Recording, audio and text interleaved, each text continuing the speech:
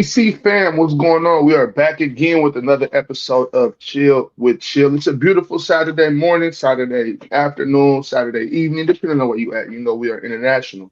Um, a big week in basketball, although the NBA has not started yet. Well, we got chill about 4 more weeks, I think. 4 weeks. First preseason game is next Thursday. Woo, it's on, y'all. It's on. Um, Big news happened yesterday. We did a PC breaking on that. Well, Chill and Ron did a PC breaking on that. I know, Chill, you was headed to bed, right? Ox, I was in my bed. I literally was in my bedclothes, about to turn the TV off, and I get a boo-doo-doo. I'm like, from nephew J Rob. He's like, Cat just got traded to the Knicks for Julius Randle. I'm like, okay, first of all, we can't put this out there unless this is official. We gotta make sure that this is legit. We can't, you know how everybody just jumps on the train when they hear something. Nah, we can't do that. We got to make sure that this is official first. And we get the word that it's official, and I got to get up, Ox. You got to get to work. I can't just go to bed now. So now Ron's going live. I got to get on here. I got to start doing some homework. Like, wait a minute. This is a big deal. It's a huge deal. So, yeah, I was done for the night. 100% I was. Yeah, it's crazy, y'all. It's crazy. And the link is in the chat. The link will drop in the chat again because I know y'all want to get up here and give y'all input on this trade. We're definitely going to give y'all the chance to do that. But let's talk about it a little bit more, Chill, because I know you got to talk a little bit last night. I didn't catch the whole entire breaking, but I don't know. This is a little strange. It's a little strange. I had to sleep on it. I slept on it, and I'm still not sure. Still not sure. I already know, Ox, how you feel about Julius Randle. And I mean, a lot of people, you know, they got mixed feelings about Julius Randle. But I want to start the conversation with the ungratefulness of Knicks fans. Let's not forget, you guys were a joke before Julius Randle showed up. Okay, you guys were a 5 straight season 50-loss team before Julius Randle shows up. You hadn't had an all-pro since Karl-Anthony. That was 10 years ago. You guys were a complete and utter joke before Julius Randle shows up. Julius Randle shows up. He makes you guys relevant again. He becomes an all-pro. He becomes an all-star. Gets you guys back in the playoffs. Now, don't get me wrong. He wasn't very good. But to get you guys back there, and for you guys to treat him like he's just completely and utterly irrelevant, that's the consummate Knicks fan. That it's never enough. And you should show Julius Randle a lot more respect than you have shown him, because you guys were a dumpster fire before he got there. A complete and utter dumpster fire. I don't know about a team that has 5 straight 50-loss seasons and then they get somebody who automatically turns them into a playoff team and is an all-pro, and now it's get him out of here. I mean, I feel like for what Julius Randle did, that definitely deserves some appreciation.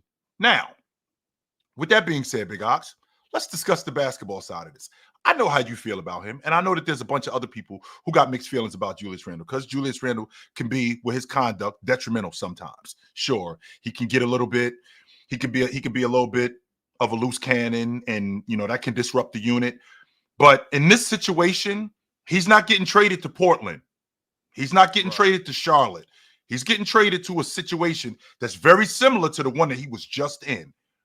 And we can't discount how important that is when you're going somewhere else, when they already got the formula and they're adding you to the formula.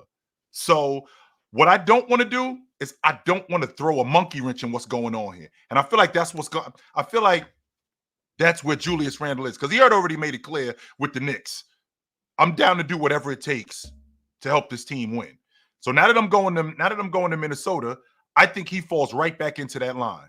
Now, we also got to discuss the money situation too, Ox, because DiVincenzo's on the books for 3 more years at about $35 million total. They lose Cat. They end up losing Cat. Cat just signed a max deal. They lose Cat, and that's 215 or 220 million that they get off of their books. And they get Julius Randle for $58 million over the next 2 years. Now, Ox, you've been watching basketball for a long time, and the way the money works today, I don't know where you're getting a 20 and 10 guy for under $30 million. I don't know where you're getting them from. But that's who Julius Randle is. He on the books for $28 million. So you are saving money. I won't argue that fact, 100%. But this does help your unit. Well, how does this help your unit? One of the main reasons why you got Rudy was because you needed some toughness in the paint. You got roughed up. That's why you got Rudy Gobert. You got a rim protector. You got a glass cleaner. You got a paint presence. That's why you got him. Well, the consensus on Cat is Cat could be a little bit soft. And that's a problem moving forward. So now you get Julius Randle. He gives you the toughness, more toughness that you didn't have. Now, what I don't want to do is I don't want to discount Cat because I think he's their best offensive player overall. I think that Minnesota just lost their best offensive player in Cat. When I'm thinking about what Cat does for them, his game starts from the outside in, from about the 15-foot line and in. On top of that, I think he's the best shooting big man in the game. So when he gets going, not just from the mid-range, but from the long ball line, and then from the block. When he gets going, that versatility and his ability to pass out of the double, no, he's not Jokic, Ox. No, he's not James or anything like that. No, he's not that good. However, he's good enough. Defensively, he could be a little bit lost.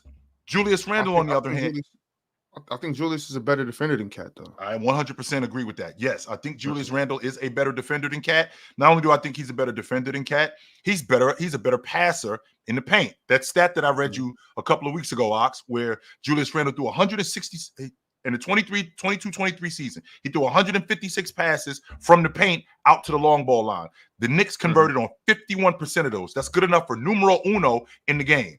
So for you guys out there that's saying that Julius Randle doesn't pass, yes, he does. 100% he does. The guy behind him, that was Giannis. The only guy who did that more in the league was Giannis. Nobody else did that more in the league than Julius Randle, but nobody else did that in the league more than Giannis, but Julius Randle. That's it. So he gives them a level of toughness. He gives them another ball handler. His shot selection, again, could be a little bit pretentious. But again, Ox, who are we talking about now? We're talking about a guy who's getting on a unit where I'm in year 10 and I'm trying to win. So I got to do what it takes in order to win. That means I got to tone down my shot selection, right? I got to play. I got to be molded more into this unit. Now, some people say, which burns me, it boils my blood because it's such a cliche and they don't know. That's why we here. They say the spacing's going to be terrible. Well, the spacing, how was the spacing with Mitchell Robinson? How'd that spacing go? I mean, it's not like Mitchell Robinson is going to knock down 15-footers. Julius Randle still managed to find Jalen Brunson on the wing. He still managed to find DiVincenzo on the wing. He still managed to find other shooters on the wing. Now, this means without Cat being the long ball shooter that he is and stretching the defense, that means that Mike Conley's got to do it more. That means that Anthony Edwards has to do it more. That means that Alexander Walker has to do it more. That means Naz Reid has to do it more. Julius Randle is a bowling ball. He gets downhill and he gets to the rim with the best of them, right? And he's a glass cleaner also. So when you're talking about a double figure rebounder with toughness, sure, you lose arguably your best offensive player, but now this means that with Julius Randle, that means that Anthony Edwards is clearly the man. Clearly the man. I mean, don't forget they also brought Dante DiVincenzo over there with him. Another guy that can shoot it over there. I'm just still having a lot of problems with this trade. You know, I thought by today I would have slept on it and I would have made it, but I just don't know how to feel about this trade for either team. I think I see where the Knicks are going. I think I see what the Knicks are planning on. I think the Knicks are going to shoot a lot of threes this year. I think they're just like, let's fill it up from deep. Yeah. Let's talk about this supposed possible starting lineup for them. Yeah. I just don't like Cat at the 5. Me neither. I don't like Cat at the 5. I see that there's supposedly what was it? Chill. It was Jalen Brunson, Josh Hart, Mikal Bridges, OG at the 4, and Cat at the 5. I don't like that lineup. Me neither. I understand the trade. I understand. I understand it from the aspect of them getting tougher. I do understand that. I don't know when Mitchell Robinson is coming back. This is why I'm asking. This is why I'm asking. Yo, pick up the telephone and call up the Trailblazers. Ask for Robert Williams. Ask for him. I think they'll hand him over. Yes. Don't do that. I think that they'll hand him right over, Ox, for a bucket of extra crispy and a 6-pack. I think they'll hand him right over because I think that you need a backup 5. I think Cat moving to the 4, that's his natural position. I think that's where he is the most effective. But and not only is he the most effective at that spot, now I can move Bridges to the 2, where I think he's the most effective. Put OG at the 3, Cat at the 4, Mitchell Robinson at the 5. Let's go with that. Now, with that being said, same logic goes for what's going on in Minnesota because I got Conley at the 1, I got Edwards at the 2, I got Jaden McDaniels at the 3, I got Randle at the 4, and I got Rudy at the 5. And I got great rotation guys. When I'm thinking about this team in Minnesota, because I understand where you're coming from, Mox, because I think you're looking at it from an offensive standpoint. Julius Randle can be somewhat of a negative on offense. I just think that with this group, I think it's going to be predicated on what the Knicks were doing last year. They were the best defensive team in the game last year. I think that they're going to be more predicated on that. In addition to them being more predicated on that, Julius Randle can handle it more. Julius Randle can handle it more in transition. They could be a better transition team because when I think about Julius Randle as a ball handler and a distributor getting downhill, that can help them out in their transition game. And again, I can't stress enough when you get on a crew that's about winning, and this is where you are in your career, because this is as close as Julius Randle. This is probably the best team that he's been on, this team right here. And in addition to this being the best team that he's been on, this is probably the closest that he's going to get to winning. So if this is the closest that I'm going to get to winning, I have to buy into what we're doing. I have to. Otherwise, I'm clearly the selfish one. Yeah. Let me see a couple of these super chats real quick. Luca Glazer says Mavs in 4 now. That's of course if they get there. The Dallas Mavericks got their own problems. If the Luca Glazer, I can appreciate how you feel about Minnesota, because what you did to them last year. But you guys got lucky, and I've said this countless times that teams duck smoke. And matchups end up happening for people that really help. And J-Man, you can put that question mark up all you want. When Minnesota bounced Denver, Dallas was like, whew, we ain't got to deal with them dudes. 100%. And on top of that, Oklahoma City's coming back this year. They're going to be damn good. So, being good ain't good enough. You definitely need some things to go your way. And I think Dallas had some things go their way. Yeah. I mean, and chill. I'm not low on Julius on the offensive end. I like Julius all around. It's just when he starts pouting is when I can't get with Julius, because when he starts pouting, he's just walking around. First of all, it just looks bad. It just looks bad. I remember when I was like 12 and I'd start growing, and my mom was like, "Yo, you walking around pouting, you look." She's like, "You don't know how you look. You got to, what I'm saying, you big, you tall, you look, you look older than you are. I mean, fix your face. Julius just be looking dumb, just walking around. Be like, bro, what's wrong with you?" And he does that. He doesn't. Keep going, Ox. Keep going. When he does that, he stops trying on offense. He stops trying on defense. He'll be like, "Julius, you're too good for this," And I hate it when he does that. But when he got his mind locked in, Julius one of my favorite power forwards to watch play basketball. Julius is nice to me on both ends of the floor. And Big Ox, your mother, this is coming from a ball player. This ain't just coming from the casual fan. So she's looking at you going, "Yo, you look wild right now.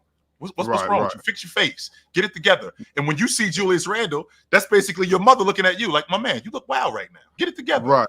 You look like as far as that front that defense though, Rudy, Julius, Jaden McDaniels in the front, I don't hate it. I like that. I love it. I like that.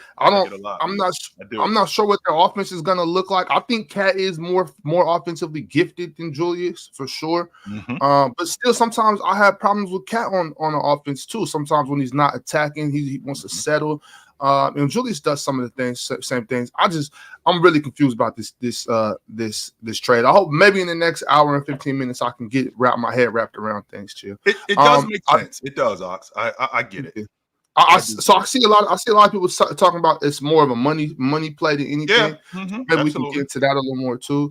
But Chill, remember when this trade first went down? When this trade first went down for Rudy Gobert, I wasn't on the panel yet. I was still on that the Players' Choice Wednesday Sunday show, and we had talked about it there. I believe we talked about it too when I came over to the panel, as they were saying when they gave up all those picks and everything for Rudy Gobert. A lot of people said they were going to try the twin tower experiment for a little bit, and if it didn't work out, they'll be able to move off a Cat and get that haul back. I don't know. They got 1 first-round pick. You know what I'm saying? I don't think that move worked as much. I was thinking they would get more for Cat, is what I'm saying. Like, I like Julius, but I thought they would get more for Cat. Well, I feel like they got a lot, to be honest with you, Ox. So the picks, I don't think that was that big a deal. And the reason why I don't think that was that big a deal is off the strength of where they were last year. We're talking about a team that was in the Western Conference Championship. We're talking about a team that's probably going to be at the top of the Western Conference. So those picks are late first-round picks, 27, 28. I mean, these are players who probably won't help your unit that much initially. And I don't mean every player, but these are players who probably won't help your unit that much. You will get a steal, because I think they got a steal in this kid Shannon, right? I think they got a steal in this kid Shannon. He ended up falling to them. But as far as those picks, you don't really care that much about them off the strength that the reason why we got Rudy is because we're going to be higher in the standings. And to your point, when the Rudy Gobert trade first happened, this is the worst trade in NBA history. No, it wasn't. It actually worked. This is the reason why they got Rudy, so they could go deep into the playoffs. They ran into a Mavs team and they ran into a bad matchup. And for all intents and purposes, I did have the games right. I just picked the wrong team. I did have the games right. But with that being said, what they did have, I don't think we're talking nearly as much about Dante DiVincenzo and what he brings. This is the same Dante DiVincenzo who, before he screwed his foot up, that's the starting 2 guard on that Milwaukee Bucks team that won the NBA championship. Yes, right. Sir. So he's also a guy who can stretch the defense. So that's another guy who Julius Randle is looking for. That's another guy that Mike Conley is looking for. That's another guy that Jaden McDaniels is looking for, who can stretch the defense. In addition to in addition to Mike Conley, in addition to Naz Reid, in addition to Alexander Walker. Now you have DiVincenzo. Right now you have DiVincenzo who can knock down the long ball. So I think that you do have space in there. 100% you have that. With that being said, when you have a dirty work guy who can get you buckets like Julius Randle, that and the toughness that you have, what it does is I feel like it changes the identity of your crew. And I think that that's what they're doing in Minnesota. They're trying to change the identity of their crew. Plus, with the money, and we're going to talk about that, I think this trade works for both teams. I do. Yeah. I don't think one team benefited more, because the same defaults that I could say about Julius Randle, I could say the same thing about Cat. Right. I think I honestly think that it's going to be on Ant. Like, Ant's going to have to make this trade work. If Ant can step up and do what he got to do, then this trade looks good for them. And it goes the same way for JB and the Knicks too. Yep. Yes, it does. Alan Orr, Julius can be tough as he wants, but he has been useless in the playoffs. I don't know how a worse offensive team and with less shooters helps that. L-Ox, by the way. Do they have less shooters? I mean, Mike Conley is a floor spacer. DiVincenzo is a floor spacer. Alexander Walker is a floor spacer. Naz Reid is a floor spacer.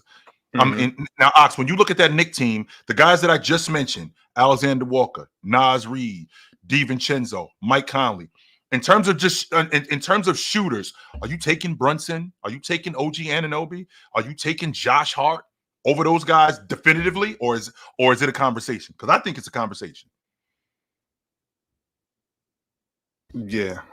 I don't know. I think it's good shooting decent shooting on both teams. I don't think, like you said, I don't think the Wolves have bad spacing. A lot of times you don't have to have a bunch of shooters to have spacing. I just don't like that when people say, oh, like, because you might have 1 or 2 guys that slash a lot, another guy that's maybe not a 40% three-point shooter, but maybe 36, 37 or something like that. Right. And then that just means there's no shooting. That's not how basketball works, you know? And Ox, what that is more than anything, I think that's a narrative that people run with, right? I feel like that's a narrative that people run with. And in the process of them running with that narrative, they just throw it out there, not realizing that when you have other shooters, and not only when you have other shooters, there's other aspects to the quote-unquote non-spacing guy's game. There's other aspects to Julius Randle's game. Julius Randle can defend. Julius Randle can rebound, which is the mantra of that Minnesota team. They had the best defense in the league last year. It's not like Julius Randle is a cone and he can't cover anybody. It's not like Julius Randle is useless on the glass. He's one of the better offensive rebounders in the game, right? So Julius Randle 100% can defend. He 100% can rebound. So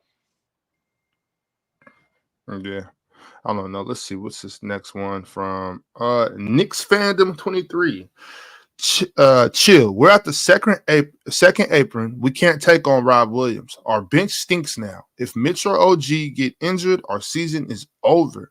I don't get this trade. Well, first of all, Robert Williams is on the books for, just so you know, over the next 2 years, he's on the books for $25 million total. Shit. Total. That's it. That's almost nothing, right? So for you guys to give up, I don't know, Precious. I'll take Robert Williams over Precious Achuro. Yes, I will. At 15 to 20 minutes a game, I 100% will take Robert Williams over Precious Achuro. Better rebounder, better defensive player, better paint presence, which is what your team is predicated on. Yes, I'll take him, and you get him on the cheap, just like you got Bridges on the cheap, because Bridges is on the books for the next 2 years. I think for like $25 million. The guys that you're paying, which I think you made a mistake, and I'm on record saying this, that you ended up maxing out OG Anunoby, because I could appreciate how versatile he is, but I feel like you already had that in Bridges. I do. I feel like you already had that in Bridges, and I wasn't willing to let him walk, but I wasn't willing to go as high as $220 million. Nah. Yeah. This must be about Robert Williams as well. 1K David says, Chill wants New York to get another injury-prone center. I think that him having to play in a reserve role and bring him along slow, I think that he'll help y'all. And by the way, this ain't 10 years that we getting Robert Williams. This is from right now, maybe a year, 2 years tops. See what you can get out of him. Right. See what you can get out of him. Chill, but we actually Robert Williams is needed down to 5 in Sacramento, so New York. That's why Ox don't want the Knicks to call Portland, because he wants Sacramento to call up Portland and go hand him over. That's why. 100%. We need that. Real quick before we get back and keep going with these super chats and stay on topic, I want to get off the topic real quick. I got an announcement to make. Look at the bottom of the screen. Mañana, tomorrow, September 29th at 5 p.m. Eastern Time, we will have the PCL Final Four. That is the best 4 debaters on the internet in the world here to settle it once and for all. Who will be the PCL champ? We will find out tomorrow at 5 p.m. Eastern Time. That's 2 p.m. Pacific Time, and I don't know what time it is in those other places. Y'all make sure to be there, okay? So we're going to settle this once and for all. 10 o'clock in Hawaii. In Hawaii, okay. Hawaii, 10 o'clock. Get up. Mm-hmm. Get there. Don't be late. I'll be there making sure y'all are there. Who do we got? So we got Pirate. We got Mars. We got John D. And we got Hayes, John D, Pirate, and Mars. That's the best 4 debaters in the world when it comes to this basketball stuff. Y'all better make sure you're there. Don't miss it. Also, like the video on your way in, so you don't got to like it on the way out. Now let's get back to the topic at hand. We got a couple super chats. This one is from the Tribe One. Is this step 1 to getting KD if you were the Wolves? No, they already. How did they do that? They would have to come off something substantial in order to get KD, because we just got finished. Not even Rudy Gobert, not just Rudy Gobert, but we talking like Alexander Walker. We talking Jaden McDaniels, because again, one of the main reasons why they moved off of Cat was because of the money. So now you want to bring KD in for more money on a 3-year. I think KD got 2 more years on his deal, and he's at like $80 million. Plus you got Julius Randle for $58 million. No, they not doing that. Mm-mm. Yeah, no way. I wouldn't do it. Mm-mm. Alan R says, you literally said Wolves in 5 last year. The F you mean lucky. You thought they were getting smoked. You thought they would get smoked, Showtime. I definitely had the games right. I had the team wrong, and I thought that they would handle Minnesota. Now, Alan, I don't think you understand what I mean when I say lucky. That's part of it, man. Part of winning is being lucky, being in the right place at the right time. Teams duck smoke all the time. Teams avoid matchups. And when in the process of them doing that, they're able to win NBA championships. How do I know that? Because I watched Derrick Rose tear his knee up. With Derrick Rose tearing up his knee, so now no Derrick Rose to pair with LeBron James, no Derrick Rose to pair with Joakim Noah, Carlos Boozer, Luol Deng, Jimmy Butler. No healthy Derrick Rose to pair with that. That's getting lucky. Paul George breaks his leg. So now Paul George is out of the mix. No Paul George to pair with that crew that they have in Indiana. That makes the path to the NBA championship a lot less difficult. That's called getting lucky. When the Dallas Mavericks end up in the Western Conference Championship against a pup team in Oklahoma City, and then they see Minnesota bounce the defending NBA champs, whoo! That's somebody that we now have. That's somebody that we don't have to deal with. That's called getting lucky. That doesn't lessen you. I don't think that lessens you, but that's called getting lucky. You got to the Western Conference Championship. You ended up in the NBA Finals. You got lucky. So what? That's part of it.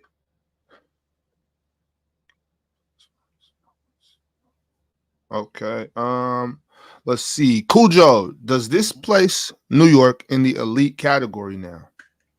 I think that they were in it before they traded. But if they keep that unit and they still have Julius Randle, I still think that they're a top 2 team in the East. Definitely a top 5 team in the East. I mean, definitely a top 5 team. Yes. I think they're already there, yeah. Yeah, I think that they were already there. What's the Wolves' closing lineup now? They could go with the small ball. They could go with Julius Randle, Nas, Jaden McDaniels, Cat, and Conley. They could do that. Yep, that'll work. Depending on who you have, that'll work. Depending on who's playing, depending on who you're playing. You know, Chill, last year I was liking that big lineup they went with.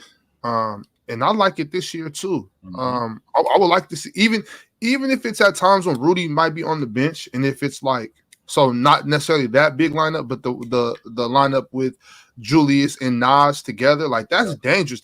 That's 2 guys that can get downhill from the perimeter, that can catch the ball in open court, get to the rim, get their own bucket at this. You know, you can, if you run with those 2. Let's say if you got Julius, Nas, and Jaden McDaniels on the court together, you're big enough to play defense, you're big enough to rebound, but you're also fast. So I'm not mad at with those guys on the court together. Did I say Cat? I'm sorry. Did I say Cat? I'm sorry if I said Cat. No, I meant Conley, Ant, Jaden McDaniels, Nas Reed, Randle. Yeah, I like that.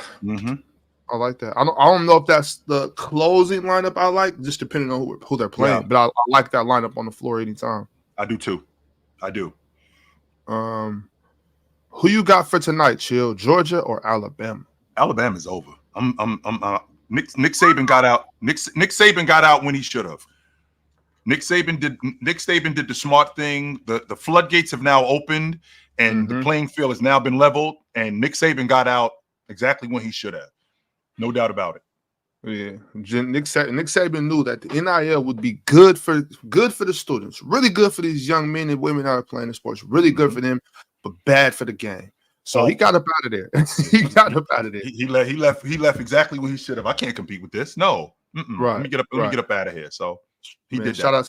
Shout out to these kids to get that money, man. I think they handle Alabama tonight. I don't think they beat Alabama. I think they handle them. Okay. Yeah. So let's open up the lobby a little bit. Let's get some let's get some what you call it, some thoughts from the people. We got 11 Winters. What's up, fam? What up? Yo, can y'all hear me? What up? You hot? Yeah, what's going on, my man? What up? I got two things. Last night that kind of shocked the hell out of me.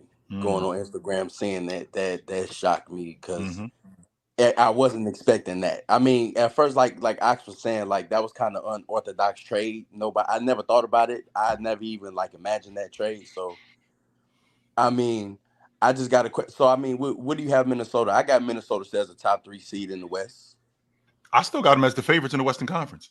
I do. Favorites? I still got them as the favorites in the Western Conference. The same thing that I can say about this, the same problems that Cat brings, because it's not. Let's be clear. Before last year, was Cat nice in the playoffs? No. Cat wasn't awesome in the playoffs. Nah. Cat disappeared plenty of times in the playoffs. So it's not like Cat was just awesome in the playoffs. No, he wasn't. So with that being said, he is a better offensive player than Julius. I won't argue that. But when I think about Minnesota's team, what is the difference this year with having Julius Randle? With the toughness, with him being able to get downhill, his ability to pass, his ability to get more guys open. Now, what this also tells me is who Ant Edwards is, we're about to find out. We're about to find out who Ant Edwards really is. I think my only concern is, I'm not really worried about Julius Randle shooting the ball like that because like he could score the ball with the best of them. So I'm not saying that, but it's like it's the floor spacing that I'm kind of worried about with that, because it's like for Ant to get to the rim, Julius is gonna have to space the floor a little bit. That is, I think that's true. But my second question is, and you two guys are Celtic guys. Yeah, I've been keeping up on y'all. I'm not a Celtic guy. I'm a Jason Tatum guy. Okay, you're a Jason Tatum guy. Yes, I am. You a Bucks hater. I mean, you're a Bucks hater. I got to tell you. I'm a Bucks truth teller. No, okay. Truth telling and hating are not the same thing, Ox. It's not. They can be if that's what you want to call it. That's cool. But my thing is I'm not afraid to say the things that y'all are afraid to hear. No. This thing I actually like when you said though, because I'm not gonna lie, I'm a Giannis fan. I'm a Lakers fan, don't get me wrong, but I'm a Giannis fan.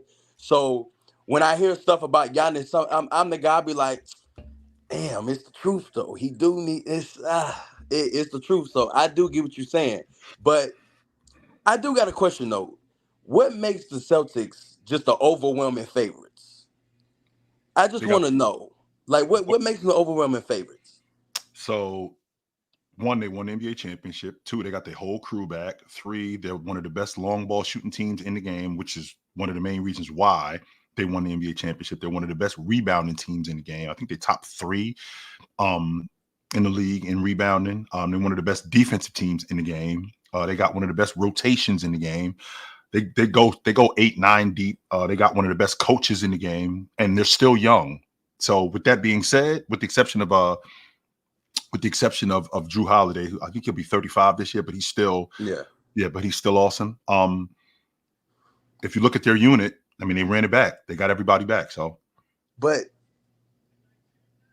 don't you think last year?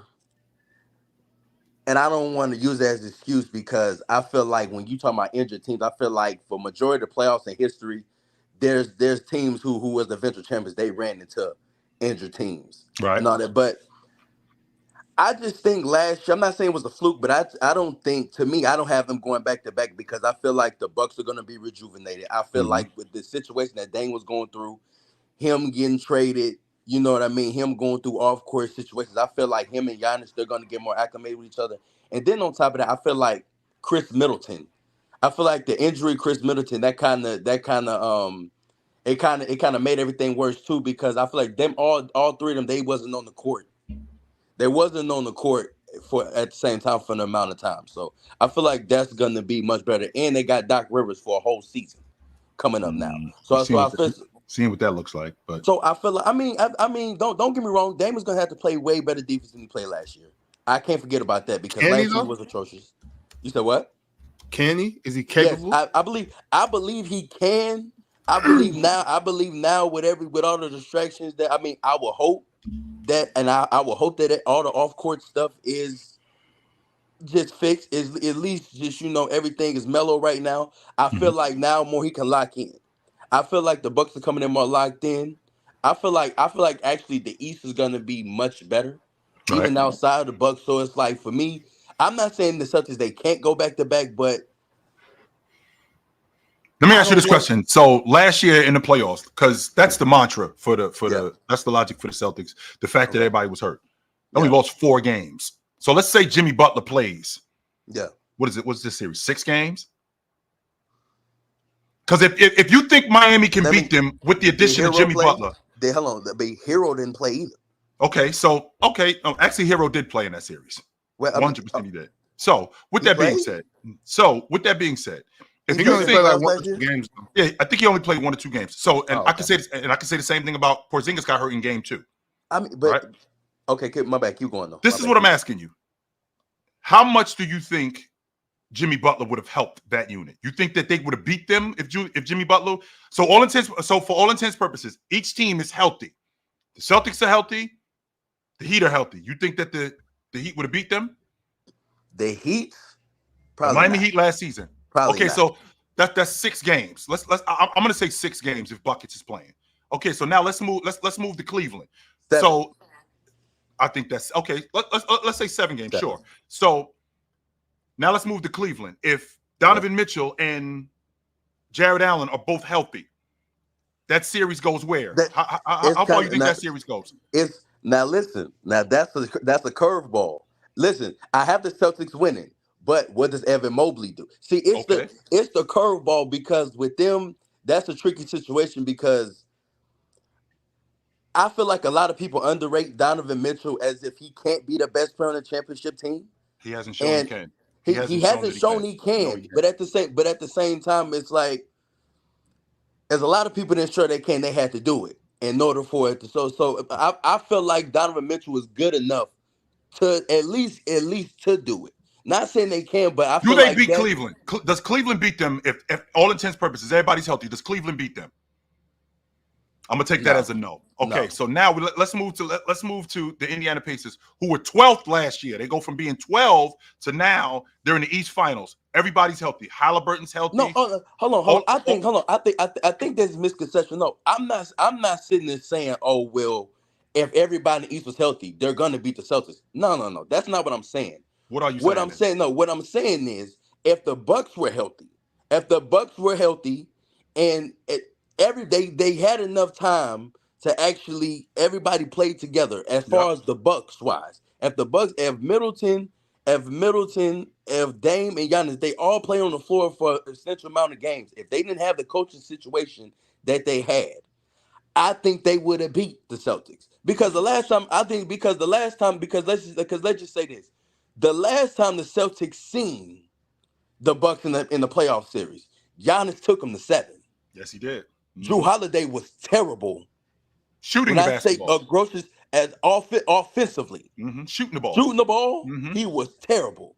He still took them to 7. Mm-hmm. I just think, me personally, if everybody's healthy, if Giannis is healthy, if they played enough games to where they can figure this thing out, I don't think the Celtics can beat the Bucks, especially the way how Jason Tatum was playing. Yeah. Well, I'm saying I hear you, Winter. We are gonna keep moving. We got a full lobby, but I just want to say this too. That wasn't the same Celtics team either. The one you're talking about that Giannis took the 7. Yeah, you're right. You know what I'm saying? There was no KP on that squad. Drew was over there with Giannis. You know what I mean? Mm-hmm. It wasn't the same team. And we keep talking about Middleton. Like, I mean, this is who he is now. So let's stop trying to rewind the clock on Middleton. No, but we can't. No, but this thing though. My bad, I don't mean to hold you guys up. We can't do that though. Yes, we can do that. He's older. He's old. This is who he is now. He's older, but hold on. Don't get me wrong. Yes, he is older, but Middleton still shows signs of that he could still be a valuable third option. Sure, absolutely, 100%. 100%. Yeah, well, I won't argue that. Yeah. But I think you're asking for something different than what he is now. So all right, brother. I'm talking about at least from somewhere between 17 to 19. That ain't enough. That's not enough. That ain't enough for a third option. That's not enough. Nope. Nah. But all right, Winter. All right, brother. Good to get talk with us to you. again next week, man. Appreciate you. Yep. All right. Yeah. Let me see what Cowboy Bob got. Yo. What's up? How y'all guys doing? Sorry about the hat. I was just about to say, get him out of here, yo. I'm gonna tell you what happened. I was at Shorty's house and I was wearing the hat, about to get ready to be on. Then I heard the trade. I ran out of there and forgot that I even had the hat there. My fault. Shorty got it, but it'll be back on. So I want to say this. So Cowboy, I do know. We all know you are one of the main New York Knicks fans. The resident Knicks fan right here. This is the resident Knicks fan right here. This trade directly affects you. How do you feel about it? And what is this trade all about?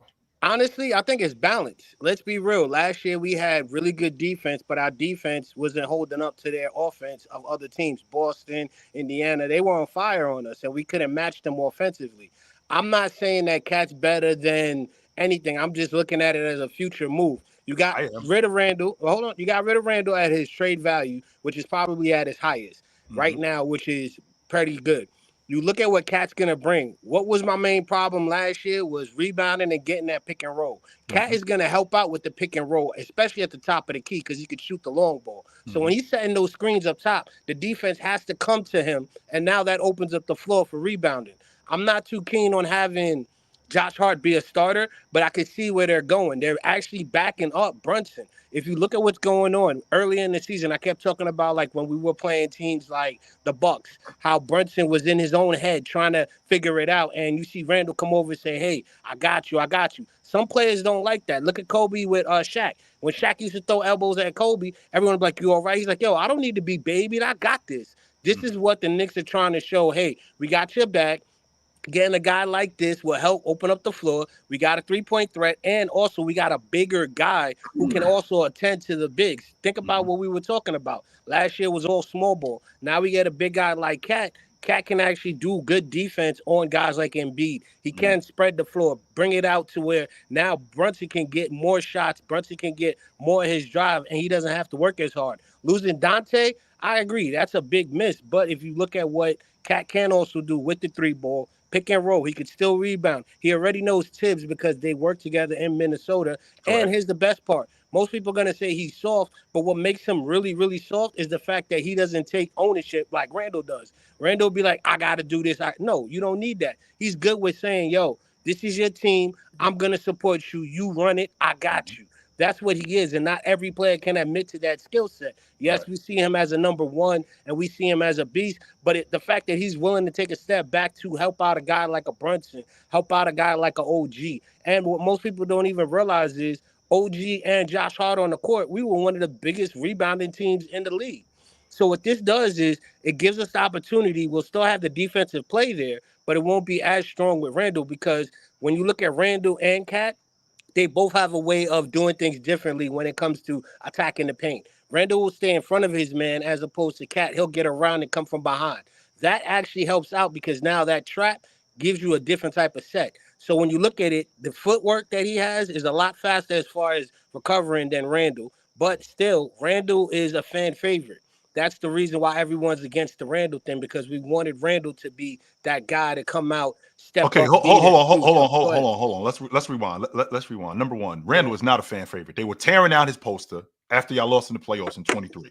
They wanted him traded. So this is who you New York fans are. 1 minute you love us, 1 minute you love me, the next minute you're running me out of town. So that's number one. Number two, the fact that Cat, who is considered by some people soft, that's not going to go over in New York, especially playing for Tibbs, because he's going to have to play a lot of minutes.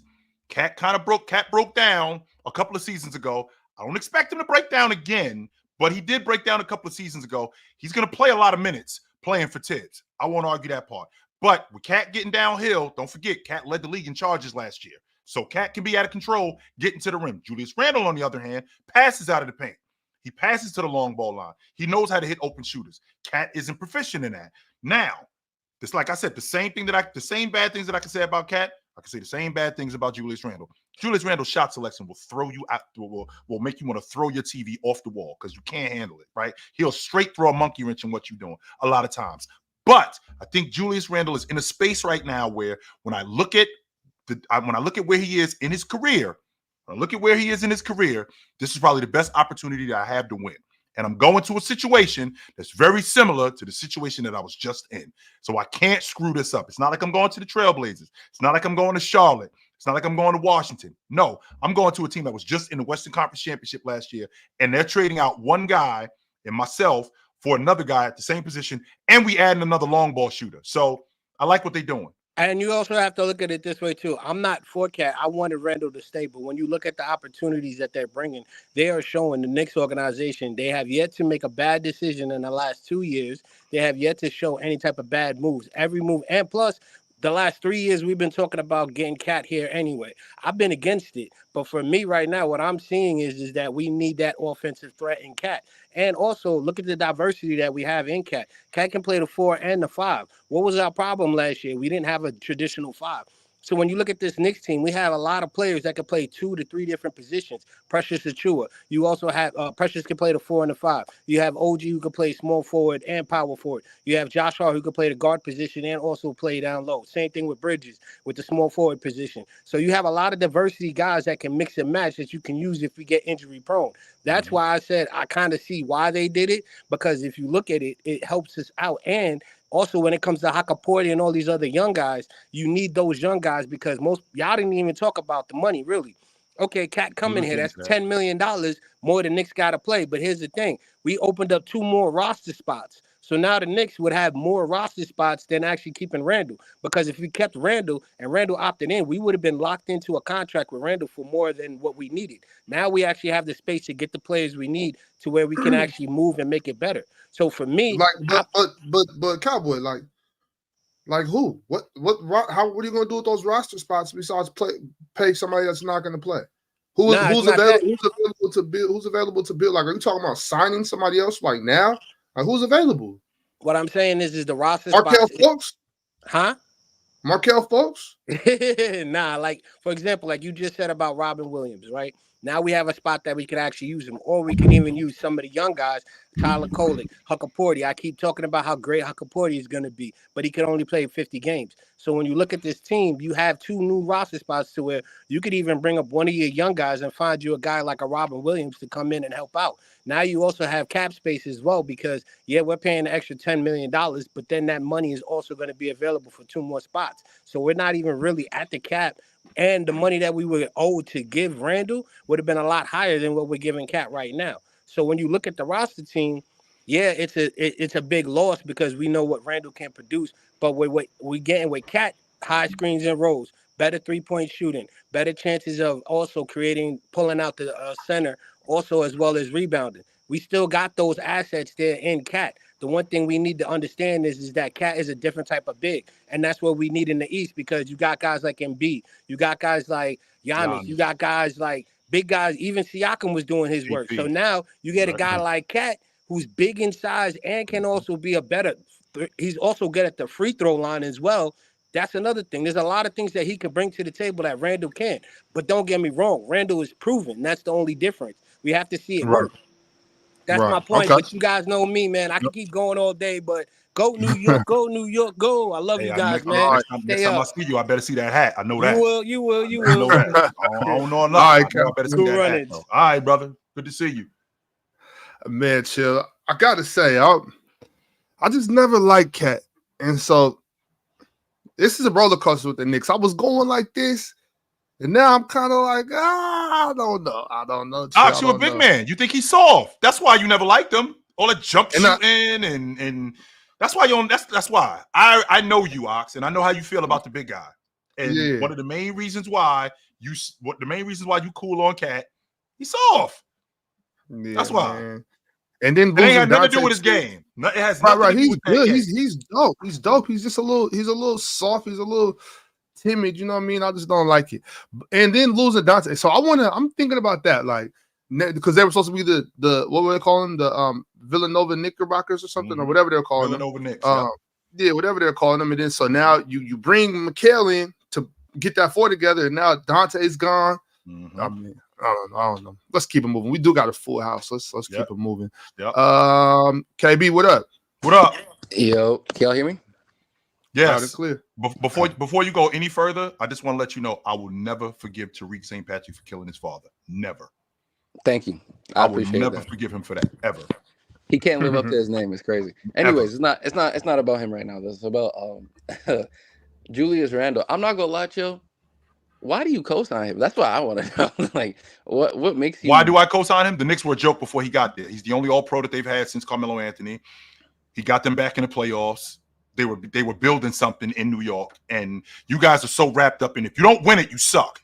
No, that's not the case. No, I don't. Randle is a baller. I never had and you got him on the cheap. On top of that, you got him on the cheap at that time, and especially at this juncture, and I just said this to Ox earlier, how many players, how many teams have a 20-10 guy on the books for $28 million?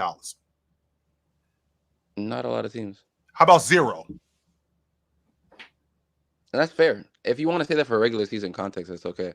But my problem with Randle, and I'm not gonna lie, the trade in of itself was like okay to me because I know it's for like salary purposes. Like they wanted to shred contracts because Cat's contract is insane.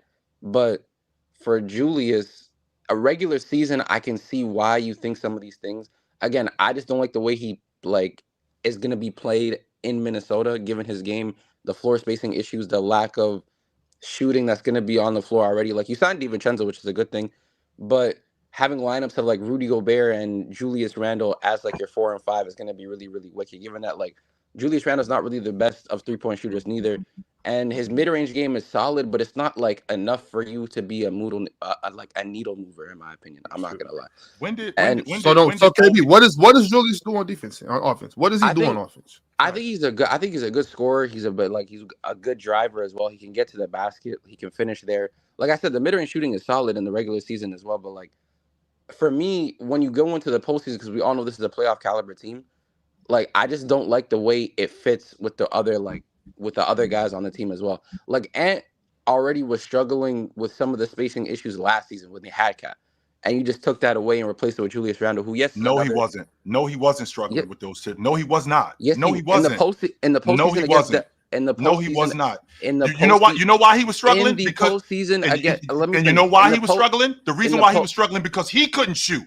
It wasn't because of the spacing. No. And because he couldn't read defenses. No, you're not selling me that. No, 6 for 24 had nothing to do with spacing. Chill, you're not listening to what I'm saying. You're not. I heard everything that you just said. I heard everything that you just said. No, you didn't, because in the postseason against Dallas, when they were loading up on him because of spacing issues, because they did not respect guys like Nickeil Alexander-Walker, guys like Jaden McDaniels, they weren't respecting him. Even sometimes in some instances, Cat was being left open as well. Guys like Rudy Gobert just hugging the dunker spot and not being able to finish with contact. You watch this happen in real time where they're loading up strong side because they don't care about the rest of the players on the team. Now, mind you, in the other rounds, yes, they were hitting their shots, which is vital. And it's going to happen where role players are going to have their fluctuating stats and their fluctuating shooting abilities. But the main point is that you need something that is reliable and consistent. And with someone with Ant, who I'm a fan of, who I've seen struggle to struggle to create advantages and be able to get some of the passes off. And when driving lanes are clogged, he's having a struggle to finish. And you're taking away one of the best spaced bigs in the NBA outside of Lauri Markkanen and replacing that with Julius Randle in the postseason, who we know has struggled beforehand as well, even with another good guard beside him. It just makes it even worse. Now, there is positives to look at in terms of, again, the contracts, you're shredding it. I don't think Julius Randle is permanent. I will say that. But in terms of its temper, like in terms of what it is right now and what they're going to do, I just don't like the way it fits. I don't. I think Nas should get a bigger role. I think he should be able to be allowed to be starting in this situation more. And I just don't like how Julius Randle is going to be meshing with these other guys, especially offensively. You haven't even seen it yet, so you don't know what it's going to look like. You don't. You haven't even seen it yet, so you can get a pic. You can get a picture. No, I can't. I can't because if I'm looking. No, I can't because I'm looking at the dude. Ho. Okay, the dudes that I'm seeing that Julius Randle played with last year. I don't think those guys are substantially better shooters than what Julius Randle is playing with this year. In Nickeil Alexander-Walker, in Mike Conley, in DiVincenzo. They're not substantially better shooters with Jalen Brunson and Josh Hart. So now Julius Randle being the shot creator, and not only the shot creator that he is, being the passer that he is, being able to not space the floor, but being able to pass out of the double team and being able to pass in the paint and being able to get these guys open. Why? Because he can get downhill and he can score. And when you get downhill and you can score, you collapse the defense. Teams are not just going to leave you one-on-one with a guy. That's just not how things work. That's not. So with that being said, when I think about Julius Randle, all this is you guys hating Julius Randle. And that's fine. I don't hate Julius Randle, period. Yes, you do. You said it right from the beginning. Yes, you do. I personally don't like his game, but I'm saying I don't like the way he even meshes with Minnesota, given how they already are constructed. I just don't like there was already a problem with the shooting. And I'm glad they brought DiVincenzo because he was like a really good marksman himself. But given how he plays the floor, like the space in which he operates in as well. And if you want someone like Ant to be a better driver, to finish with contact better, you want open lanes. It's already going to be difficult with Rudy Gobert at the dunker, as well as Julius Randle in around like the 8 to 16 feet area constantly, where he likes to operate on that right side of the floor, where he likes to get to that right-handed step back.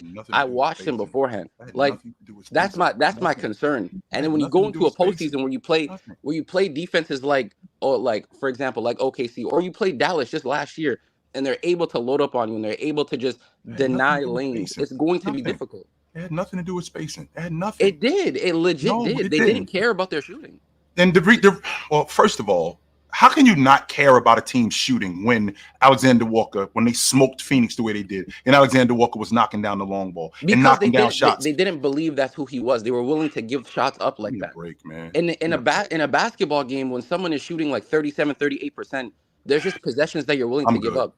If I'm just listen. If I'm a defense and I think, okay, what would I rather have? An Ant layup, or would I have Nikhil just daring me to knock down consistent threes? He was knocking them down in the first. He was knocking them down in the other 2 rounds. But he wasn't. Maybe the stage might have been too big for him. You ever thought about that? I'm talking about a young guy. So do you think in the Western Conference Championship? So you think off of that one series? You think off of that one series that he just solidified to be a shooter like that, where the defenses are going to constantly respect him? Yes, I do. I do think. I guess that's where we disagree. Yep, I guess that's where we disagree. But as for the Knicks, I do like how Cat is going to fit around that team. I do think it's an issue in terms of like defensively. Like Mitchell Robinson, I think is solid, but his health is a concern. You need someone consistently to be out there to have a back line for the New York Knicks. And I'm interested to see how like Tibbs is going to be able to like deal with Cat and his defensive like weaknesses, how to make him stronger on that end. But offensively, I actually really like how it fits. Like he's another spacer. He's someone who, I'll be honest, I think Cat's low-key underrated passer. Like I respect his passing game a lot. He showed a lot of signs of like solid passing abilities. Besides someone like Jalen Brunson, who's clearly their number 1 option as well. Like I really like how it's going to be fitting offensively for New York. But as for Minnesota, I think this is something temporary. Like I said, I don't think they're going to be keeping him for too long. I think they're just going to try to move off of him or just shred money so that way they can sign someone else in the future. Huge gamble.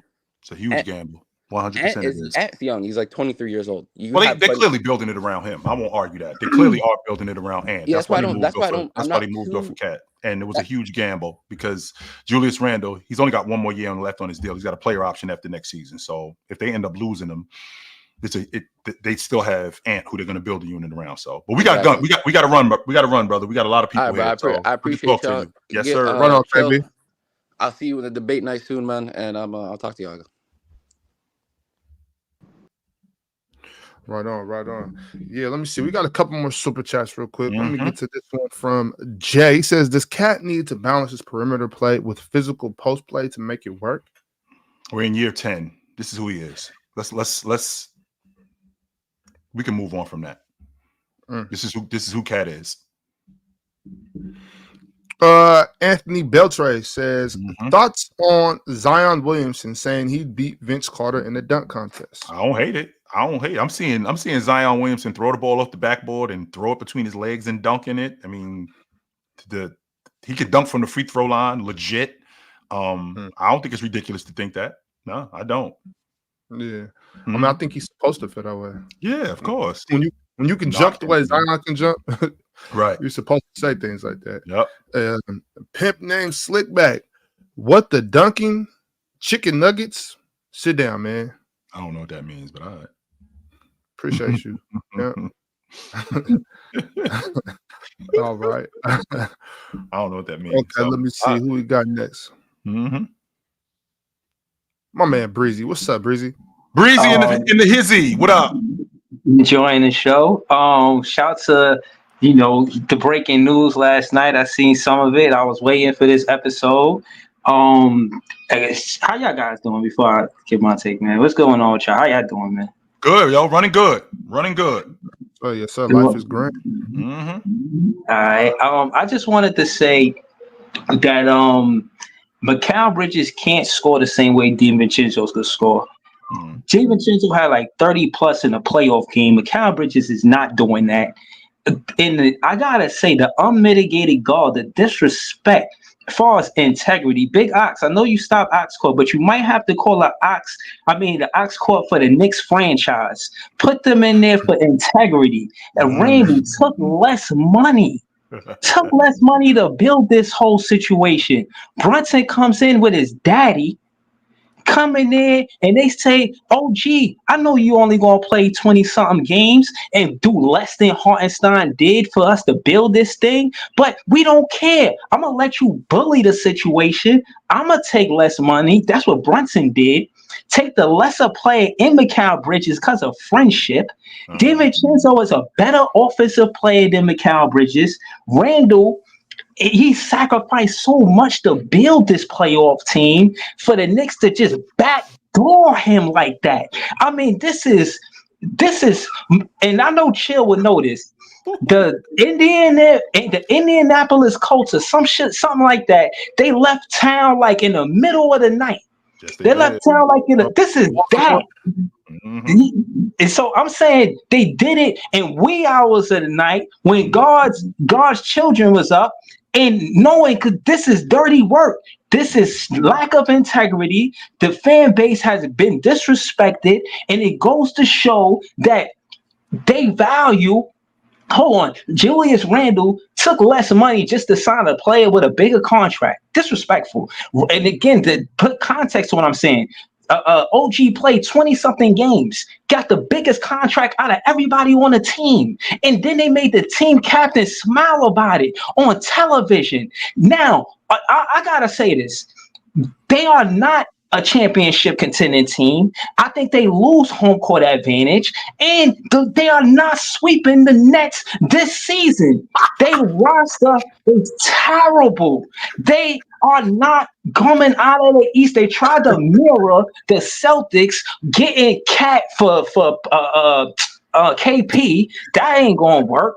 And I know a farce when I see it. And I gotta say this last thing, Ox. Because I seen you nod your head in agreement when Chill said they might come out the West. And I thought about the Sacramento Kings and DeMar DeRozan saying that he was going to make it to the West. So I just imagine that the Kings is an inferior team to the Wolves. And you just sat there and agreed with it. I'm disgusted. I'm disgusted. Hold on, Breezy, before you go. So they ain't pulling the wool over your eyes, Breezy? You ain't trying to hear it? Because that's what it sounds like to me. No. I'm causing chaos on every Knick chat I see from here to the season start because chemistry-wise, it don't make sense. And from what I'm hearing, the only reason why part of this happened is because Cat Pops took some job in St. Joseph, which is in New Jersey. So these relationships is building teams that fans want to see. No, it should be the chemistry, the Nova boys we never got to see. And I'm saying all that to say, I don't think they're as dangerous losing Hartenstein and losing DiVincenzo if we just talking basketball. And Randle, for that matter. There you have it, ladies and gentlemen. My boy Big Man Breezy in the house. and you know, Breezy, it's big of you to come up here and speak this way because the people feel like since you're a Nets fan that you don't got the right to speak about basketball besides. So I'm happy you stood on business and said what you had to say. He did do that, didn't he? He did. Yeah. Good to talk to you, Breezy, my man. All right. It's more where this came from, man. I'm just letting y'all know this is the beginning, man. This is only the beginning. All right, man. Hi, Breezy. Yeah, man. Oh, Okay. yo, this is fantastic, Ox. Where did Dub go? Dub was next. He left. Get Dub back up here, man. Get I don't know Dub where back he in went. the house. It was his time to get up, man. Get Dub back we up got here. we got Classic though. What's up, Classic? What up? What's up, guys? I think the Timberwolves won this trade, and people keep talking about spacing, and I've said this before. I think spacing is the most overrated thing ever. Whoa, Classic. Stop right there. One more time. Speak up a little bit louder what you just said. Say it one more time for the people in the back that didn't hear you. I think spacing is the most overrated thing ever. Goofies, you hear this? It is. Keep going, Classic. Yeah, they keep bringing up the Celtics. I honestly think the Celtics was a rare situation. I can't think of another 5-out team that's won the championship. And I think the Celtics won the championship because of their defense, not because of spacing. I think they would have been better if they had less spacing. I'm sorry, Classic. I hate to do this. You know what I'm saying? I don't like interrupting guys, but we got to take a step back, brother. We got to take a step back. There's no way that spacing can be the most overrated thing. Like, I think spacing is very necessary. You have to have spacing on the basketball court. I just think people talk about spacing in the way that they don't realize. Like, I think a lot of people don't understand what spacing really is, and they think that if you don't have a bunch of shooters that you have no spacing. But spacing on the basketball court is very important. So let me very let me rephrase what he just said, Ox. Talking about spacing is the most overrated thing. Spacing isn't overrated. The reason why I think keep spacing going, is overrated is because I think people are talking about having 3-point shooters on the court. And so I think if you have, I don't think Jalen Brunson needs spacing. At his size, I think Jalen Brunson is deadlier shooting those difficult little, those awkward mid-range shots he be shooting rather than getting to the rim. Whenever they played the Knicks last year, I saw him kill Kelly Oubre shooting those mid-range shots. But I think if Jalen Brunson has space and he goes to the rim and try to do a layup, I think Kelly Oubre has a better chance of contesting that than trying to stop Brunson shooting the mid-range. And then I think so with Dante DiVincenzo, I think he's going to be great with the Minnesota Timberwolves. I think he's going to have a career year.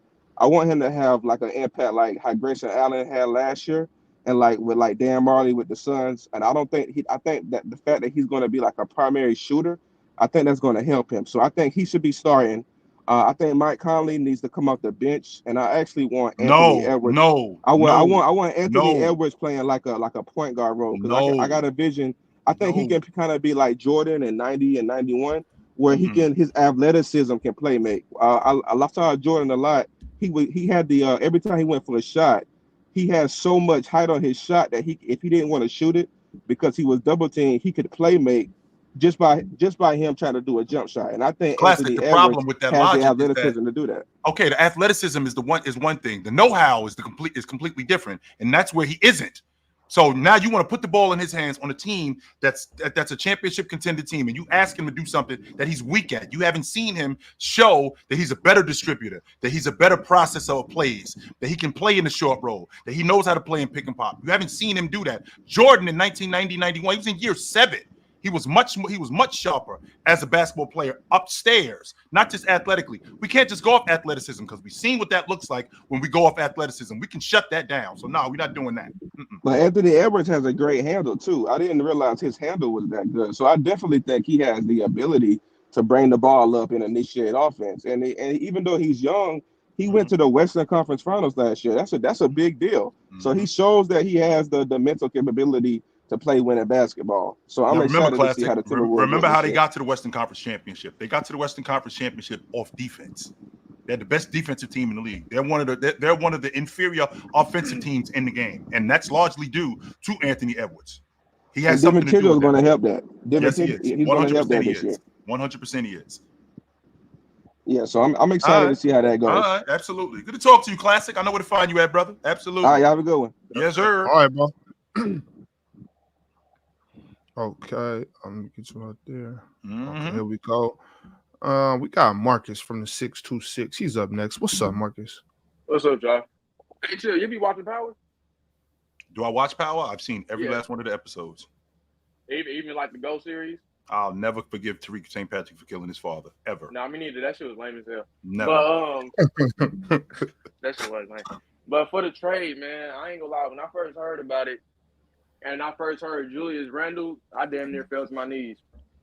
Like when I heard that it was just Julius Randle, I think what saved this trade for real was, I can speak for fellow Wolves, was Dante DiVincenzo. If Dante DiVincenzo wasn't a part of this deal, I wouldn't have liked it at all.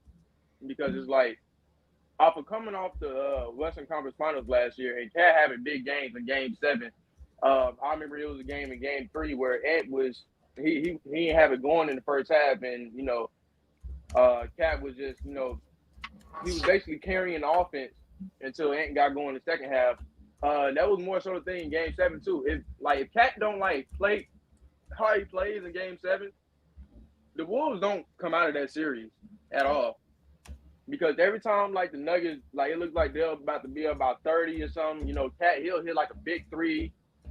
A big three that you don't even know is big. But, in hindsight, all them buckets was big. He'll hit a big shot, just to keep the game close. And I feel like he needed one more. I feel like they needed to run it back one more time. You spoke on, on the Cavs, just just getting better.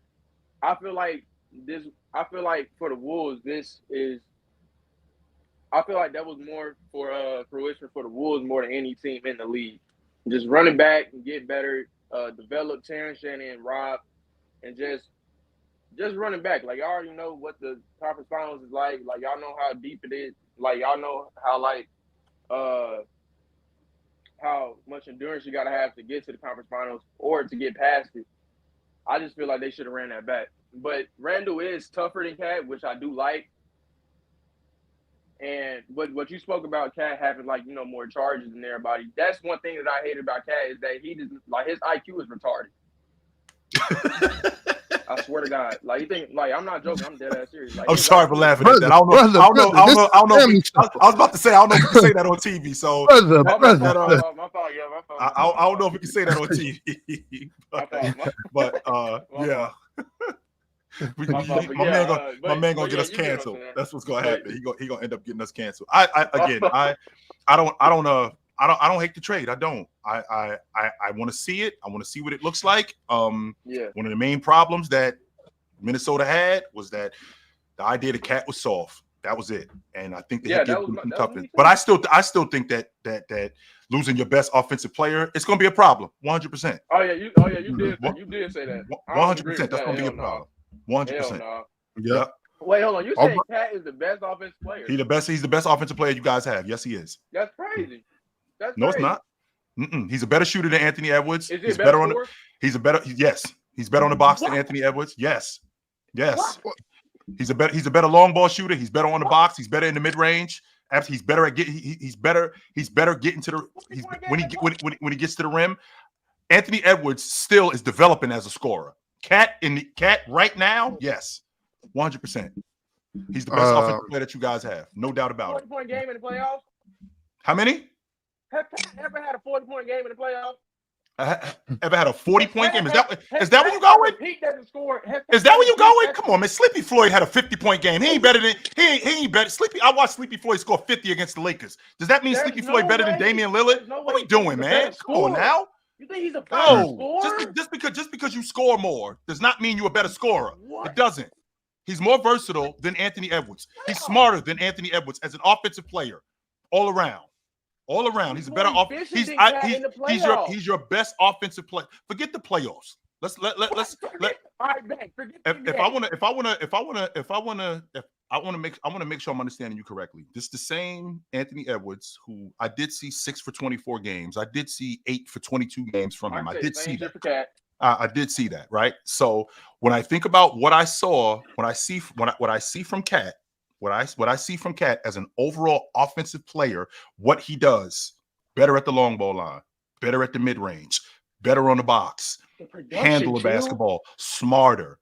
Anthony Edwards as a scorer, I don't think that you look at Anthony Edwards through objective eyes. I think that because that's your guy. That's 100% your guy. And I can appreciate that. 100% I can appreciate that. But when I'm looking at what Cat does overall as an offensive player, because I don't want to leave production out, sure. But when we talk about a guy, what he produces, and 100% that matters. I won't argue that. But what Cat provides as an offensive player overall, he is better on the offensive end overall than Anthony Edwards. Well, he's a better shooter. He's better on the box. Real quick. Let me say something to somebody in the college real quick. It said Ant before last year was always asking the playoffs. Nigga, that was no, he wasn't. Nigga. That's a lie. He was not. 31 against the Nuggets the year before this, and then 25 against Memphis in his first year. Please do your homework. That's not true. Yeah, Marcus, we do got to keep it moving though, fam. We got some more people in the lobby to get through. All right, yeah. All right, appreciate you. Mm-hmm. Yeah. Once real quick, this super chat. Javi said cook. He said that about 10 minutes ago though, so I'm not sure exactly. Right. I think he was talking about Breezy. Oh, right. Okay. Mm-hmm. He was talking about Breezy. Mm-hmm. Okay, my man Jay is up next. What's up, Jay? Hello, can you guys hear me? Yeah. What up? How's it going, guys? How's it going? Life is grand, brother. Yeah, that's good. Chill. You ready? Chill? For what? You ready for Sunday? You ready for your Niners to get owned? Man, we talking basketball in here, man. We ain't talking about that, yo. Julius Cat just got traded. That's what you're here to talk about. I know. Serious right now? Come on, man. It was. I Never don't mind. care about that. Oh, I don't care about that right now. Julius Randle just got traded for Cat. The team's just in the Western Conference Championship. I don't think it's good. About the 49ers. I ain't talking. I'll talk about the 49ers tomorrow. What are you doing, Jay? Come on, man. I don't think it's good for Minnesota. I think Cat going to the Knicks is good for the Knicks, though. Like, I don't see you basically traded for someone who's a lesser offensive player, and they need more offense. You know what I'm saying? Like, especially for the postseason. I don't see how this is going to benefit the Minnesota Timberwolves at all. I don't see the benefit. Yeah, well, I think I'm in the minority. So, all right, Jay, good to talk to you, brother. Yeah. Yes, sir. Absolutely, man. My man, good to talk to you. We appreciate you. Thanks for coming through. Well, that was quick, Jay. Jay, y'all better not lose to the Patriots. We better not. I'm sorry. We better not. That's a fact. We better not lose to no damn. Even though we got 3 games, I think we got the most games on the East Coast of all the West Coast teams. Us, Seattle, the Rams. Don't nobody play on the East Coast more than we do. Yeah. What up? Hutton was good. Yo, what's good? What's good? What up? Not much, man. I was sick when I saw this trade. I was on the train going to the Garden, and I just look at my phone. I was like, no, y'all didn't just do Julius like this. Yes, I was like, bro, I was like, come on, man. Why? Yes, they did. Yeah, respectfully, they did. I like New York basketball, so I'm not a big Knicks fan. I just like New York basketball because that's how I grew up in. But I feel like both teams got good pieces of trade. Like I feel like the Timberwolves, they got Dante DiVincenzo and they got Julius Randle. I'm with you. That's a 2010 guy. You can't replace that. Like there's not a lot of people that's a 2010 guy that's just gonna get you buckets. At that price? At that price. Man, at that price. And then for the Knicks, offense production, from your power forward spot that can shoot the long ball 3. I feel, but as Big Ox says, like I respect his game, but he's soft like Charmin, respectfully. Like his personality wise, like he's soft like Charmin. If he don't marshmallow soup. Yeah, marshmallow soup. But if he don't change his attitude and just be a bigger player and take it on the chin with all how the fans is gonna be, it's gonna be a long season for this dude. Which is kind of wild though, considering he's from Jersey. He right on the other side of the river. Right? I know, but exactly. He from Jersey. He not from New York. Respectfully. It ain't. I'm from Jersey, and I don't think it's much different, to be honest with you. It ain't much different being from Jersey City. So what is he insinuating? I'm Long Island. I'm a Long Island cat, but I grew up in Brooklyn. So listen, I get that all the time. But personally for me, I just want to see the Knicks do good. Because my dad was a diehard Knicks fan, and I remember I went to one game, the last Carmelo game when they was playing against Washington. It was me and my dad, God rest his soul. And I was looking, I was like, so this is what the Knicks is. Because before that, when you saw the Knicks, you saw them. You know that chick that's like a 6, but she kind of done up a little bit. She's really a 6. That's what you saw. You ain't see your father's Knicks. No, you ain't see them dudes. It's crazy because other than that, the only other times was when I saw Kobe drop 60 in the Garden. That was crazy. I was just and I was young. And I remember that. Other than that, it was just yo, for real. I just want New York basketball to be good again. Have you ever seen the chat? It's back in effect. It is. It's back in effect. Well, Brooklyn had they run. The Knicks look like they back in effect. It's great for the NBA. Great for the NBA. But we got to go, my man. We got to keep this moving. Love you. Listen, I feel you. Big Ox, I'll see you later. You too, chill, bro. Absolutely, bro. We love you. Absolutely. No doubt. See me later. Where I'm going to be later.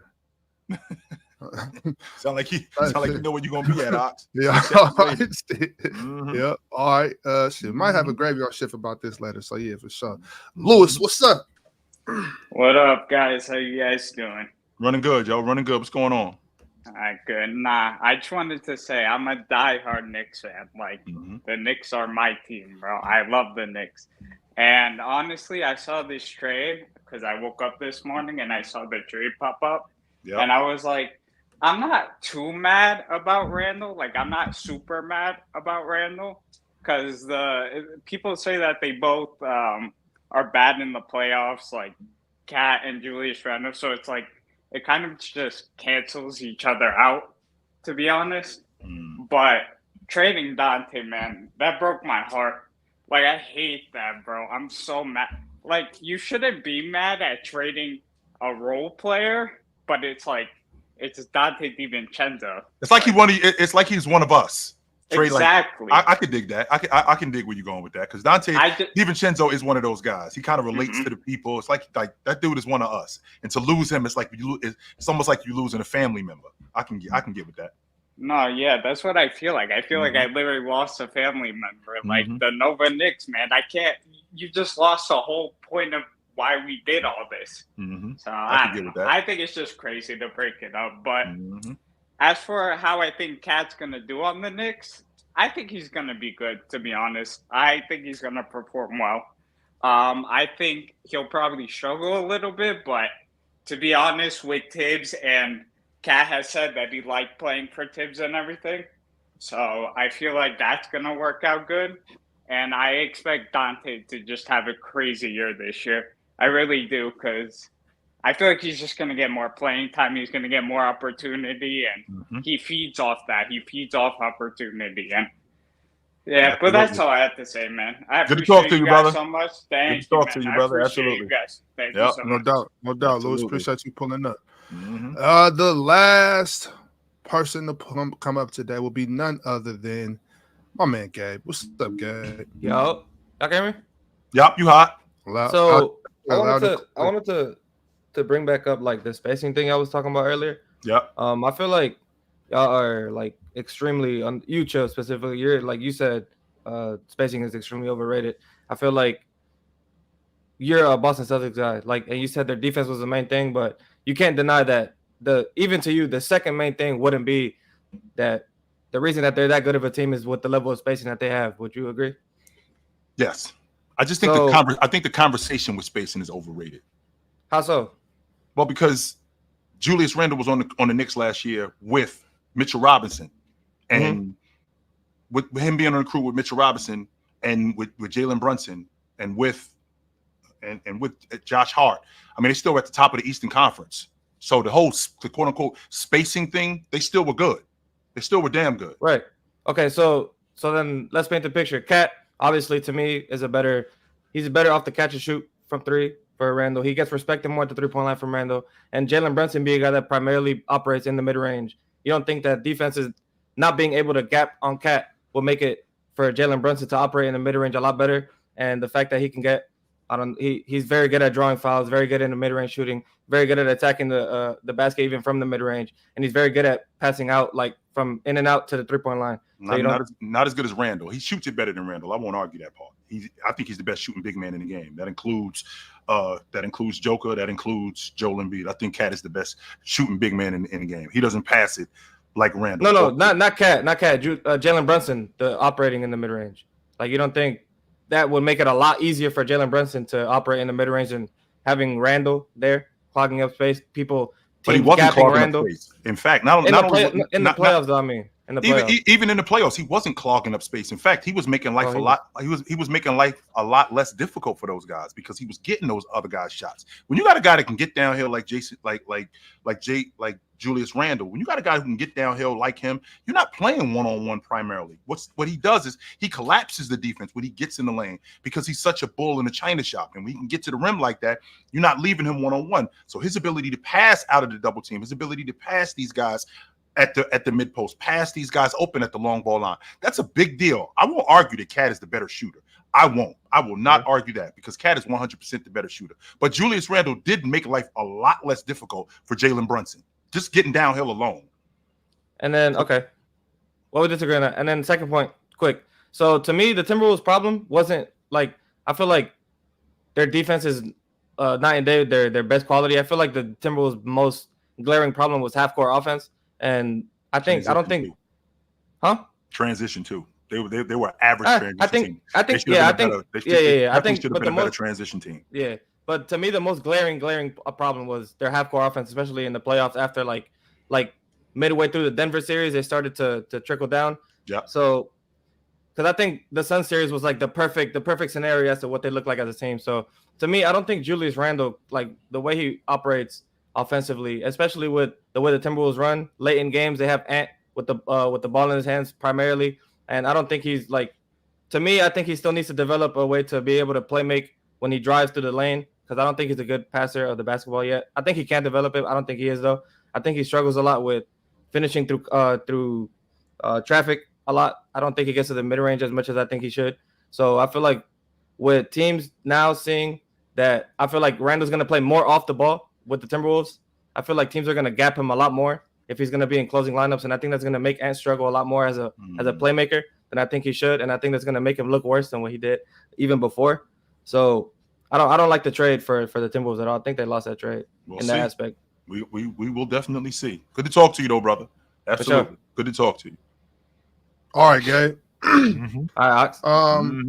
Yep.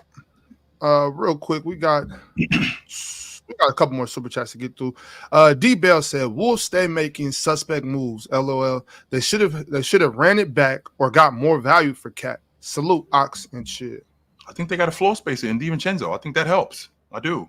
I 100% believe that helps. They got a floor spacer and they got another defender on the wing. I definitely believe that helps. No doubt. Yeah, without a doubt. One more super chat from 1 second. Let me get here. One more super chat from 1K David. 1K David says, "Bull in China shop is a bad thing, by the way." Actually, it's not, off the strength that when he's a bull, he's tearing up things, but he's tearing up things in a good way. That's why the defense collapses. That's why he's able to kick out for threes. That's why he's able to kick out to guys like Josh Hart and Brunson for mid-range shots. So no, it's not. Not in this particular situation. You know what they say, 1K David? Destruction is construction. Okay. But hey, that's the end of the show today, y'all. Before we leave, I will go ahead, Chip. What's up? I know we gotta bounce, but Ox, you brought something up earlier today, and I want to talk about it really quickly before we go. Go ahead. Yeah, you got it. The Chicago Sky made a mistake. You think so? 100% they made a mistake. I do. I think they made a mistake getting rid of Teresa Witherspoon. Yes, I do. Yeah. And I'm happy you reminded us to talk about that, Chill. Because I don't know. It depends on who will be the next coach. I want to know exactly why they fired her, because I haven't been able to figure out like if they spoke on what the reason was. I don't know. I think it has something to do with the Kennedy Carter, Marina Mabry thing. You know what I'm saying? I think that has a lot to do with it. I personally, I just think Marina Mabry is a better player than Kennedy, but although I guess she didn't feel that way. I think she is too. I do. I think she is too. 100%. I believe that. But I think the way Teresa Witherspoon managed that crew, I mean, I think she could have done a better job, and I think she should have been given an opportunity. At 1 year doesn't give me enough time to figure this out in 1 year. I didn't know that the lease was that short. And I don't like firings like that, Ox, because it could ruin a coach's career after 1 year. I don't like that. And I mean, because she was with the Pelicans before that. And she was moving up the ranks really quick with the Pelicans. And I think she saw an opportunity to be a head coach in the W, and she took it. And for them to fire her like that, I'm with you, Chill. I think they could have definitely gave her another opportunity to see what they could do this year. Because you remember Camila Cardozo, she was struggling injury-wise this year. Couple players that were important to them, had missed some games due to injury. So, and I mean, it can't be like the winning thing. It can't be not making the playoffs. I don't think anybody expected that team to make the playoffs, honestly. No. So, I'm wondering what really went on there. And if I hear anything, I will let y'all know. Because I'm definitely gonna be doing some research on that this weekend. So I want to see what's going on with that. Yeah. You anything else on that topic, Chip? We good? Okay. We're good to go. Okay, cool. Well, look, I told y'all earlier, and I'm going to tell you again so that way y'all can't say that I didn't let you know. Y'all better make sure tomorrow, 5 p.m. Eastern time, that's 10 a.m. in Hawaii, and 2 p.m. on the West Coast. Y'all make sure to be there. We got the 4 best debaters in the world when it comes to this basketball stuff. They will be duking it out tomorrow to let y'all know who is the PCL champ. We will see. Hey, chat, before we get out of here, drop your favorite in the chat. Who is your favorite to win? We got Mars. We got Hayes. We got John D. We got Pirate. I'll tell it again. Mars, Hayes, John D, Pirate. Who is your favorite to be the PCL champ? Let me know right now before we get out of here. I'm going with Pirate because Pirate beat me. It just makes me look better if I lose to the champ. So that's why. So right. Well, hey, we'll see tomorrow, y'all. You don't got too much time to wait. Just be there. Absolutely. Don't miss it. Don't miss it. But chill. You got anything for the people on the way out? Until then, hey man, put on a suit, drink water, don't drink and drive. Hey man, call your mother. Well, last time you talk to your mother. And if you're ever in the Portland area and you had too much to drink, see this dude right here? Pick up the phone. Call him. He'll come scoop you. He won't leave you out there. He will not leave you out there. So we will see you guys soon. Until then, take it light. Take it. Right on. All right, y'all. Love yourself. Later.